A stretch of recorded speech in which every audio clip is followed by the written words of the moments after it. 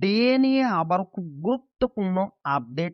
Supreme কোর্টে জমা পড়তে পারে ডিএ কমিটির রিপোর্ট। রিভিউ পিটিশনের পথে রাজ্য সরকার। তো ভিডিওটি 1 সেকেন্ডের জন্য স্কিপ করবেন না, পুরোটা দেখবেন। চ্যানেলে নতুন হয়ে থাকলে অবশ্যই চ্যানেলটিকে সাবস্ক্রাইব করবেন এবং আমাদের পাশে থাকবেন। তো ভিডিওটি শুরু করা যাক। পশ্চিমবঙ্গের রাজ্য সরকারি কর্মচারীদের বকেয়া ডিএ নিয়ে মামলা এখন সুপ্রিম কোর্টের গুরুত্বপূর্ণ জায়গায় পৌঁছেছে।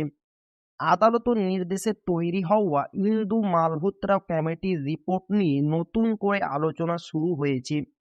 কবে সেই রিপোর্ট জমা পড়বে এবং তারপর কি সিদ্ধান্ত হবে, সেটাই এখন সবার নজরে।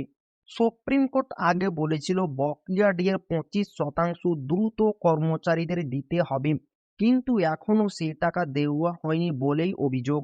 কর্মচারী সংগঠনগুলোর দাবি সরকার আইনি পথে সময় বাড়ানোর চেষ্টা করছে। শোনা যাচ্ছে সুপ্রিম কোর্টে একটি রিভিউ পিটিশন দাখিল করার প্রস্তুতি চলছে, যদিও অনেকের ধারণা এই ধরনের আবেদন সাধারণত টেকে না।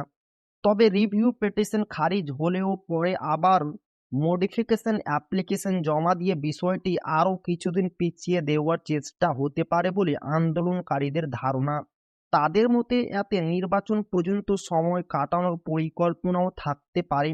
এছাড়াও জানা গেছে ইন্দু মালহোত্রা কমিটি রাজ্যের মুখ্য সচিবের কাছে কিছু তথ্য চেয়েছিল, কিন্তু সেই বিষয়ে সরকারের যথেষ্ট সহযোগিতা করেনি বলে অভিযোগ উঠেছে। তো এই ছিল ডিএ নিয়ে খুব গুরুত্বপূর্ণ আপডেট যা আপনাদের মাঝে শেয়ার করলাম। তো আবারও দেখা হবে ডিএ রিলেটেড খুব গুরুত্বপূর্ণ ভিডিওতে।